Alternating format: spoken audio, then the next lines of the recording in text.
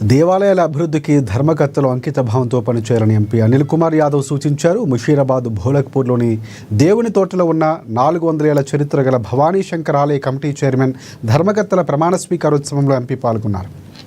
భవానీ శంకర్ ఆలయ అభివృద్ధికి తన వంతు సహాయ సహకారాలు అందిస్తారని అనిల్ కుమార్ చెప్పారు.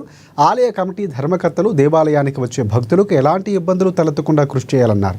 ప్రజల్లో ఆధ్యాత్మిక భావనను పెంపొందించేందుకు నిత్యం పూజా కార్యక్రమాలు నిర్వహించాలని ఎంపీ సూచించారు. భవానీ శంకర్ గుడి చాలా పురాతనమైన గుడి.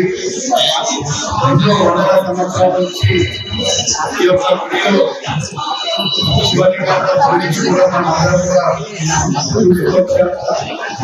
మరి ఇలాంటి గుడికి రెనోవేషన్ గట్టిగా మీ అందరికీ కూడా అవకాశం దొరికిందంటే అది ఆ భగవంతుని ఆశిస్తుంది. అదేవిధంగా మీ అందరి పైన చాలా పెద్ద బాధ్యత ఈరోజు మీ అందరి పెట్టడం జరుగుతుంది. ఎందుకంటే ఈ బిజినెస్ ని చాలా చక్కగా డెవలప్ చేయాలని